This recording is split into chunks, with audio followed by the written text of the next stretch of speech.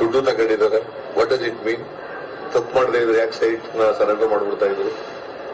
ಕಾನೂನು ಬಾಹಿರವಾಗಿ ಮಾಡಿರೋದ್ರಿಂದ ಸೈಟ್ ವಾಪಸ್ ಕೊಟ್ಟಿರೋದು. ಮತ್ತೆ ಅವರೇ ತಪ್ಪು ಒಪ್ಕೊಂಡಿದಾರಲ್ಲ. ಹಾಗಾಗಿ ಗೌರವಾನ್ವಿತ ಮುಖ್ಯಮಂತ್ರಿಗಳು ಸಿದ್ದರಾಮಯ್ಯನವರಲ್ಲಿ ಭಾರತೀಯ ಜನತಾ ಪಾರ್ಟಿ ನಾವು ಆಗ್ರಹವನ್ನು ಮಾಡ್ತಾ ಇದ್ದೇವೆ.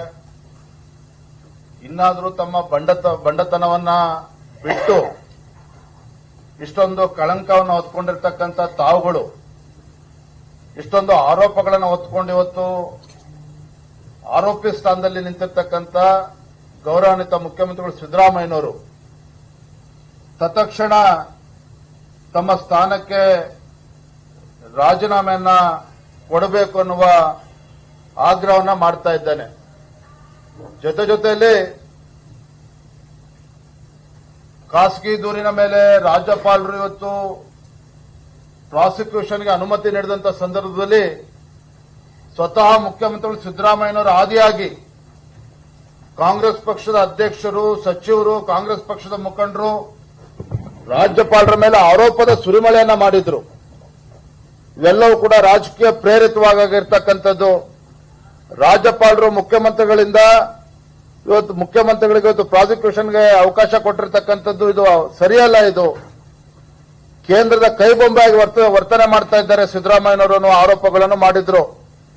ಹಾಗಾಗಿ ನಾನು ಗೌರವಾನ್ವಿತ ಮುಖ್ಯಮಂತ್ರಿಗಳಲ್ಲಿ ಆಗ್ರಹ ಮಾಡ್ತಾ ಇದ್ದೇನೆ, ತಾವು ಮುಖ್ಯಮಂತ್ರಿ ಸ್ಥಾನಕ್ಕೆ ರಾಜೀನಾಮೆ ಕೊಡುವ ಮುಂಚಿತವಾಗಿ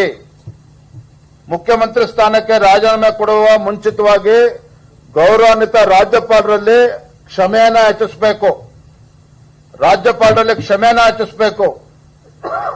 ಎರಡನೇದು, ಏನು ಸ್ನೇಹಮಯಿ ಕೃಷ್ಣ ಇದ್ದಾರೆ, ಸಾಮಾಜಿಕ ಕಾರ್ಯಕರ್ತ, ಪಾಪ ಮೈಸೂರಿನ ವಾಸಿಯಾಗಿರ್ತಕ್ಕಂಥ ಸ್ನೇಹಮಯಿ ಕೃಷ್ಣ ಅವರು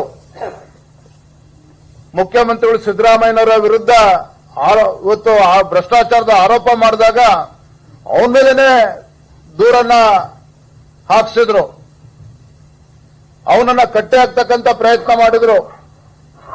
ಎಲ್ಲ ಒಂದ್ ಕಡೆ ಅವನಿಗೆ ಬೆದರಿಕೆ ಆಗ್ತಕ್ಕಂಥ ತಂತ್ರನೂ ಕೂಡ ಮುಖ್ಯಮಂತ್ರಿಗಳ ನೇತೃತ್ವದಲ್ಲಿ ಆಗಿರ್ತಕ್ಕಂಥದ್ದು, ಅವರ ಹಿಂಬಾಲಕರಿಂದ ಆಗಿರ್ತಕ್ಕಂಥದ್ದು.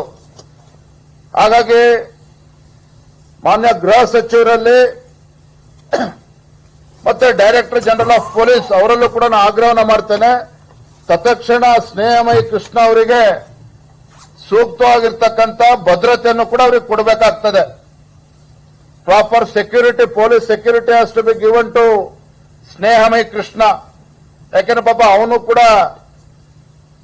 ಬಡ ಕುಟುಂಬದಲ್ಲಿ ಬಂದಿರತಕ್ಕಂಥ ಸ್ನೇಹಮಯಿ ಕೃಷ್ಣ ವಿರುದ್ಧ ಅನೇಕ ಪಿತೂರಿಗಳು ಕೂಡ ನಡೀತಾ ಇದೆ ಅನ್ನುವ ವಿಚಾರಗಳು ಕೂಡ ಕೇಳಿ ಬರ್ತಾ ಇದೆ.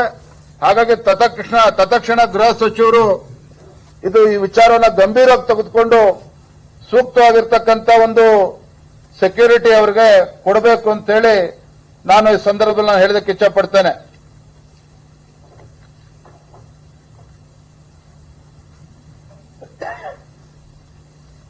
ಮೊನ್ನೆ ದಿನ ಸಚಿವರಾಗಿರ್ತಕ್ಕಂಥ ಮಹದೇವಪ್ಪನವರು ಮೈಸೂರಲ್ಲಿ ಮಾತನಾಡ್ತಾ ಹೇಳ್ತಾ ಇದ್ರು.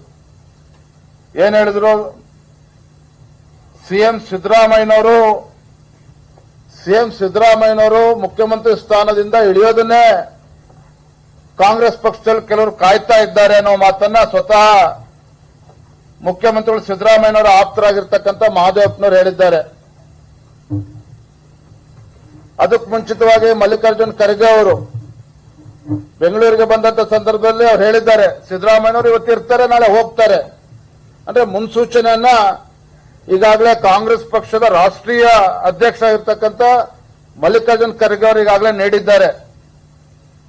ಮತ್ತೊಂದು ಕಡೆ ಪಾಪ ಡಿ.ಕೆ. ಶಿವಕುಮಾರ್ ಅವರು ಮುಂದಿನ 10 ವರ್ಷಗಳ ಕಾಲ ಸಿದ್ದರಾಮಯ್ಯನವರೇ ಮುಖ್ಯಮಂತ್ರಿ ಆಗಿರ್ತಾರೆ ಅಂತ ಹೇಳಿದ್ರು. ಅವರು ಕೂಡ ನಿನ್ನೆ ಗೌಪ್ಯವಾಗಿ ಪರಮೇಶ್ವರ್ ಅವರನ್ನ ಭೇಟಿ ಮಾಡಿ ಅರ್ಧ ಗಂಟೆಗಳ ಕಾಲ ಸುದೀರ್ಘವಾಗಿ ಚರ್ಚೆನ ಮಾಡಿದ್ದಾರೆ. ನನಗಿರ್ತಕ್ಕಂಥ ಮಾಹಿತಿ ಪ್ರಕಾರ ಡಿ.ಕೆ. ಶಿವಕುಮಾರ್ ಅವರು, ಪರಮೇಶ್ವರ್ ಅವರು ಎನಫ್ ಇಸ್ ಎನಫ್, ಇನ್ನೂ ಕೂಡ ಸಿದ್ದರಾಮಯ್ಯನವ್ರನ್ನ ಡಿಫೆಂಡ್ ಮಾಡ್ಕೊಳ್ಳೋದಕ್ಕೆ ಸಾಧ್ಯ ಇಲ್ಲ, ಕಷ್ಟ ಆಗ್ತಾ ಇದೆ, ಪಕ್ಷಕ್ಕೂ ಕೂಡ ಮುಜುಗರ ಆಗ್ತಾ ಇದೆ. ಎಷ್ಟು ಬೇಗ ಸಿದ್ದರಾಮಯ್ಯ ರಾಜೀನಾಮೆ ಕೊಡ್ತಾರೋ ಅಷ್ಟು ಒಳ್ಳೇದು. ಅನ್ನೋ ವಿಚಾರವನ್ನ ಚರ್ಚೆ ಆಗಿದೆ ಅನ್ನುವ ಮಾಹಿತಿ ಕೂಡ ನಮಗೆ ಬರ್ತಾ ಇರ್ತಕ್ಕಂಥದ್ದು. ಸೊ ಕಾಂಗ್ರೆಸ್ ಪಕ್ಷದಲ್ಲಿ ಏನೇ ಆಗಲಿ ಇವತ್ತು ಭ್ರಷ್ಟಾಚಾರಕ್ಕೆ ಕುಮ್ಮಕ್ಕನ್ನು ಕೂಡ ರಾಷ್ಟ್ರೀಯ ಕಾಂಗ್ರೆಸ್ ಅವರು ಕೊಡ್ತಾ ಇರ್ತಕ್ಕಂಥದ್ದು ನಮ್ಗೆಲ್ಲ ಗೊತ್ತಿದೆ. ಒಟ್ಟಾರೆ ಇವತ್ತು ಭಾರತೀಯ ಜನತಾ ಪಾರ್ಟಿ ನಮ್ಮ ಹೋರಾಟಕ್ಕೆ ಮೈಸೂರು ಚಲೋ ಇರ್ಬೋದು, ಅಧಿವೇಶನದಲ್ಲಿ ಮಾಡಿರ್ತಕ್ಕಂಥ ಹೋರಾತ್ರಿ ಧರಣಿ ಇರ್ಬೋದು, ಬಿಜೆಪಿ ಜೆಡಿಎಸ್ ಬೆಂಗಳೂರಿಂದ ಮೈಸೂರು ಪಾದಯಾತ್ರೆ ಮಾಡಿದ್ದೇವೆ. ಇದೆಲ್ಲದರ ಪರಿಣಾಮವಾಗಿ ಇವತ್ತು ಮುಖ್ಯಮಂತ್ರಿಗಳು ತಮ್ಮ ತಪ್ಪನ್ನು ಒಪ್ಕೊಂಡಿದ್ದಾರೆ. ತಮಗೆ ಬಂದಿರತಕ್ಕಂಥ, ತಮ್ಮ ಕುಟುಂಬಕ್ಕೆ ಬಂದಿರತಕ್ಕಂಥ ನಿವೇಶನಗಳು ಅಕ್ರಮವಾಗಿದೆ ಅನ್ನೋದನ್ನ ಅವರೇ ಸ್ವತಃ ಒಪ್ಕೊಂಡಿದ್ದಾರೆ. ಹಾಗಾಗಿ ಇನ್ನೂ ಕೂಡ ತಡ ಮಾಡದೇನೆ ಮುಖ್ಯಮಂತ್ರಿಗಳು ತಮ್ಮ ಸ್ಥಾನಕ್ಕೆ ರಾಜೀನಾಮೆನ ಕೊಡಬೇಕು ಅನ್ನುವ ಆಗ್ರಹವನ್ನ ನಾನು ಈ ಸಂದರ್ಭದಲ್ಲಿ ಮಾಡ್ತಾ ಇದ್ದೇನೆ. ಏನಪ್ಪ